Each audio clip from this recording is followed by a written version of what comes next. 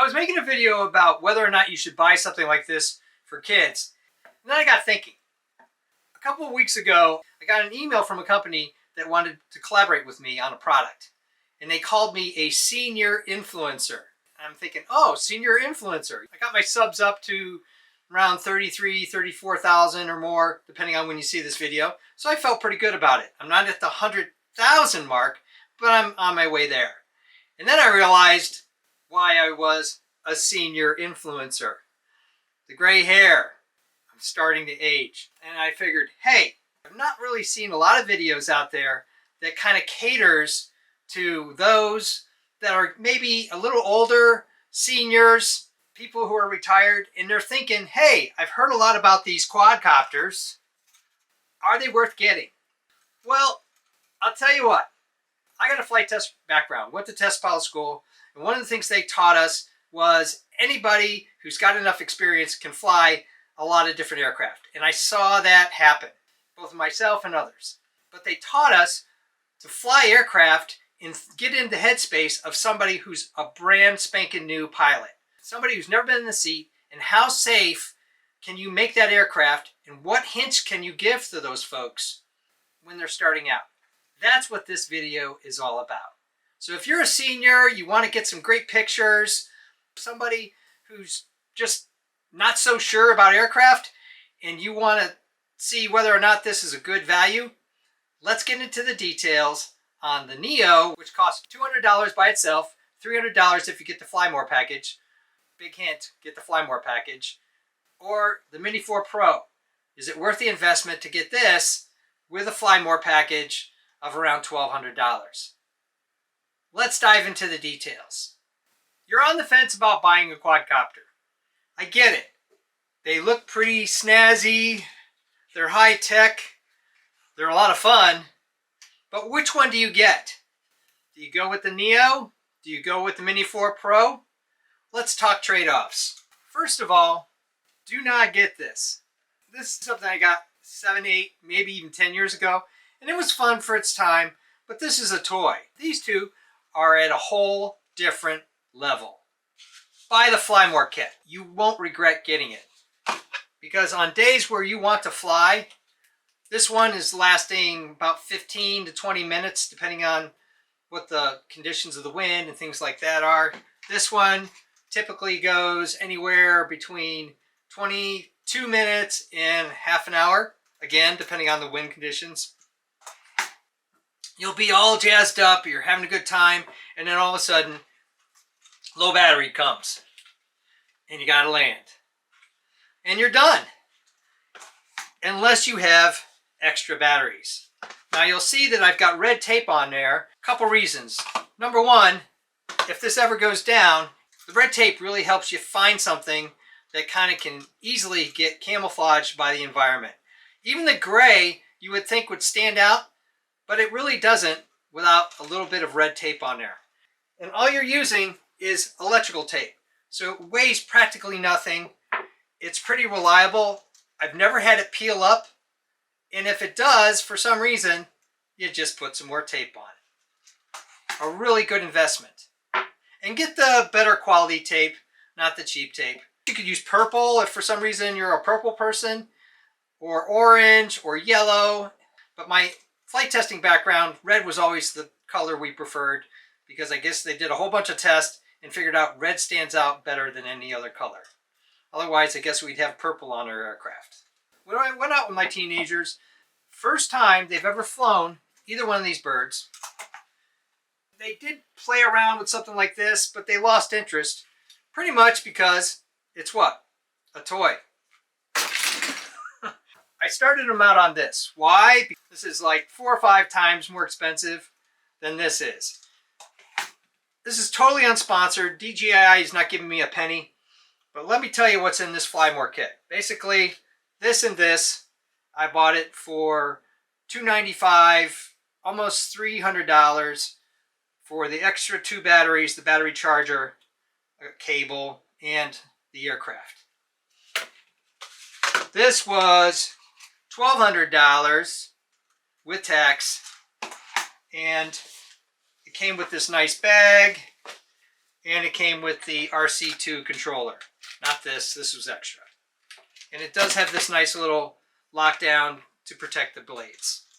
I feel like you're getting ripped off because I know the batteries don't cost that much to make, but you don't want to go with off-brand batteries because the last thing you want to do is either melt down your aircraft or lose it. And we started them out with the Neo and the smartphone. They did the follow me mode, they did the rocket mode, they did the various modes, and then we actually flew it with manual controls.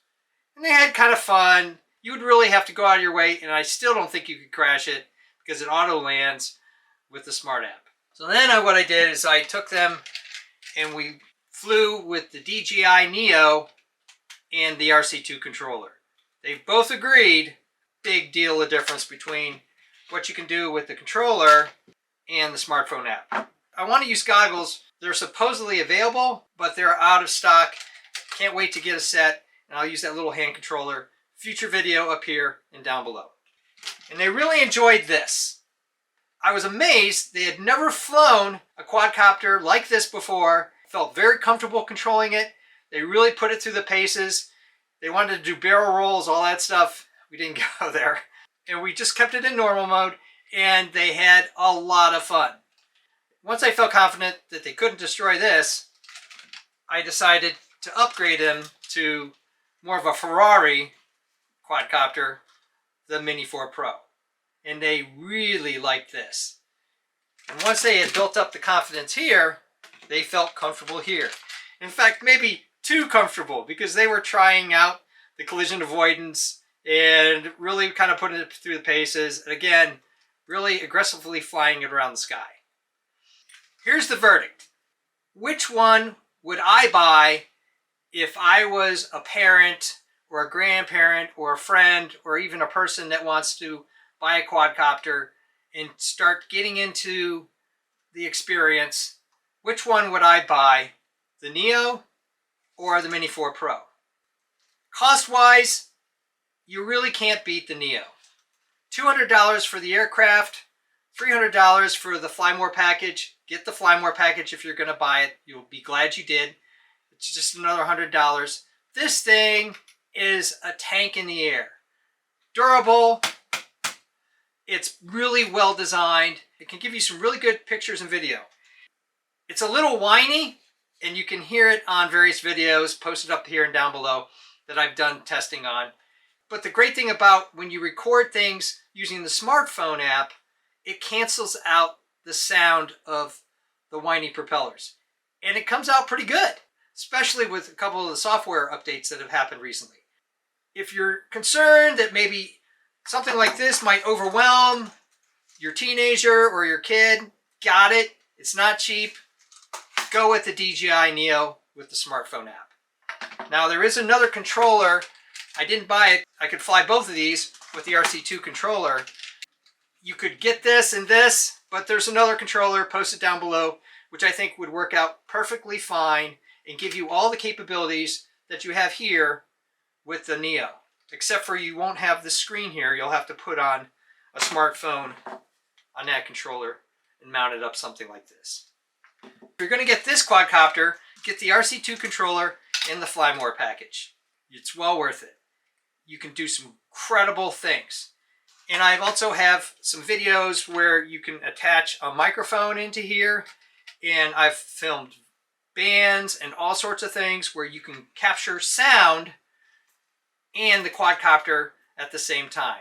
This will also give you great readings on speed and altitude for both the Neo and the Mini 4 Pro.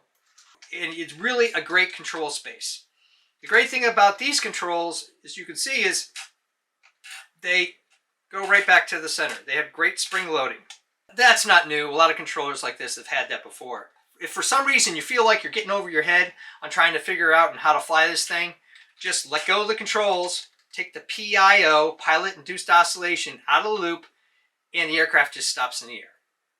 It's amazing, even in heavy winds. Heavy winds, this is going to be your winner. Much higher quality video and more responsiveness.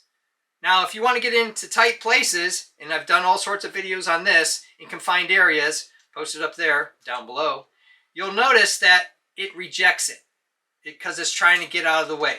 Collision avoidance. This has no collision avoidance. It's like a preschooler that just runs into everything and comes out okay and bounces back okay. I'm going to do a whole bunch of tests where I run into a whole bunch of things. Future videos posted somewhere around here and on my channel.